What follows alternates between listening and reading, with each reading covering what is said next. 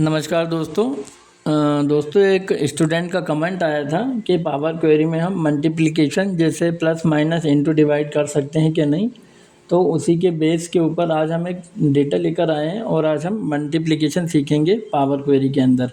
तो आइए मेरे कंप्यूटर स्क्रीन पर देखिए, डेटा को समझते हैं। ये क्या लिखा हुआ है, ये मेरी ऑर्डर आईडी है, सेल्स पर्सन है और ये आइटम्स हैं। इन सेल्स पर्सन ने किस किस आइटम को सेल किया है, ये किस किस सिटी में किया है और कितनी क्वांटिटी में किया है और क्या प्राइस है इसका। तो यहाँ पे हमको अमाउंट लेकर आना है। तो इसे हम पावर क्वेरी की मदद से आज करने वाले हैं। सबसे पहले हमें अपने डेटा को टेबल फॉर्मेट में करना है। मैंने ये करके रख लिया है और इस टेबल का नाम है हमारा, ये देखिए टेबल 2 इसका नाम है। अब सबसे पहले हम डेटा में जाएंगे और यहाँ से हम ट्रांसफॉर्म डेटा में चले जाएंगे।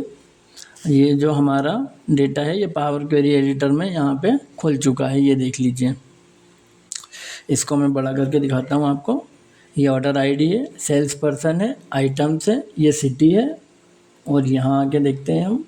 सिटी के बाद ये हमारा ये क्वांटिटी है और ये हमारा प्राइस है। अब हमें अमाउंट लेकर आना है। तो इसके लिए हम क्या करेंगे, ऐड कॉलम में जाएंगे। इसके बाद हम कस्टम कॉलम में चले जाएंगे।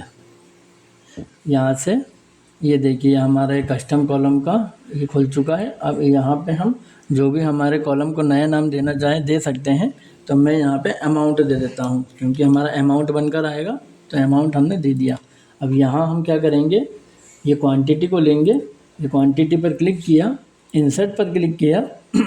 अब इसके बाद हमें क्या इसका इंटू करना है, तो ये इंटू का निशान लगाया और प्राइस से इंटू करना है तो प्राइस को लिया और इसे इंसर्ट कर दिया। इतना काम हो गया। इसके बाद हम इसको ओके कर देंगे। ये देखिए हमारा अमाउंट का कॉलम यहाँ बन के आ चुका है। ये सारे अमाउंट इसके आ चुके हैं यार, इससे मल्टीप्लिकेशन हो गया। मैं डाटा छोटा करके आपको बताता हूँ। ये देखिए पूरा डेटा हमारा आ चुका है। और एक अब हम काम और कर लेते हैं। ये जो हमारा डेटा आया है इसको हम सॉर्ट भी कर लेते हैं। जो अमाउंट सबसे बड़ा हो, जैसे ये मैं आपको बताता हूँ, ये जैसे जहाँ भी जो अमाउंट सबसे बड़ा है ये सबसे ऊपर आ जाए और सबसे छोटा वाला अमाउंट सबसे नीचे आ जाए। तो इस प्रकार से हम डेटा को सॉर्ट भी कर लेते हैं यहाँ पे। इस प्रकार हम एक नई चीज़ भी सीख लेंगे। तो इसके लिए हम यहाँ ये होम में जाएंगे और इसके बाद हम एक काम करते हैं, 1 मिनट। सबसे पहले डेटा को हमारा, हाँ डेटा हमारा सेलेक्टेड है। होम में हम ये Z2A कर देंगे, ये कर दिया। इसको देखते हैं अब हम यहाँ से। इसको मैं थोड़ा बड़ा करता हूँ। ये देखिए हमारा डेटा सॉर्ट होके आ चुका है। जो सेल सबसे ज़्यादा हुई है वो सबसे ऊपर आ गई है और इसी प्रकार जो सेल सबसे कम हुई है उसका डेटा सबसे नीचे आ गया है। अब हम यहाँ देखते हैं, जब हमने डेटा को सॉर्ट किया तो क्या हुआ, ये जो हमारे ऑर्डर आई थी, ऑर्डर आईडी, ये हमारी सीक्वेंस में नहीं है, ये गड़बड़ा गई है। तो हमें इसको भी हमें ठीक करना रहेगा। तो इसके लिए हम क्या करेंगे, सबसे पहले हम इस पर क्लिक करते हैं और इसे हम हटा देते हैं। ये मैंने यहाँ से हटा दिया। अब इसके बाद हम क्या करेंगे, यहाँ से हम ऐड कॉलम में जाएंगे और यहाँ से इंडेक्स कॉलम में जाएंगे और ये फ्रॉम 1 ले लेंगे हम। ये ले लिया। ये देखिए यहाँ पे मैं आपको और बड़ा करता हूँ। ये इंडेक्स में देखिए पूरा 1 2 3 4 ऐसे करके पूरा जितना हमारा डेटा था, ये देखिए हमारा पूरा डेटा आ चुका है। अब हम इसको सिस्टमेटिक रूप से जहाँ जमाना चाहें जमा देते हैं।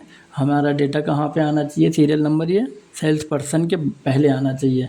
तो इसे हम यहाँ से ड्रैग करके यहाँ पे छोड़ देते हैं। ये देखिए आ चुका है हमारा। ये देखिए फर्स्ट नंबर पे हमारा इंडेक्स आ गया है। इस पर हम नाम भी चेंज कर सकते हैं, डबल क्लिक करके जो लिखना चाहें लिख सकते हैं। और ये सेल्स पर्सन आ गया, आइटम आ गया, सेल क्वांटिटी और आखिरी में हमारा ये अमाउंट भी आ गया। अब हम इस डेटा को हमारे एक्सेल में लेके जाते हैं, क्लोज एंड लोड करेंगे और क्लोज एंड लोड टू कर देते हैं। ये एग्जिस्टिंग वर्कशीट हम यहीं ले लेते हैं और कहाँ पे चाहिए मैं यहाँ से ले लेता हूँ। यहाँ मैंने क्लिक किया, ओके किया। ये देखिए मेरा डेटा यहाँ पे आ चुका है। इसे मैं थोड़ा सा हटाता हूँ। ये देखिए सबसे सबसे बड़ा डेटा हमारा कौन सा है इसमें? अच्छा, यहाँ तो हमें दिखेगा नहीं, क्वांटिटी प्राइस का है ना, हमें यहाँ नहीं दिखेगा, ये हमारा डेटा इसमें आया। हम यहाँ पे एक डेटा कुछ नया लिख के देखते हैं।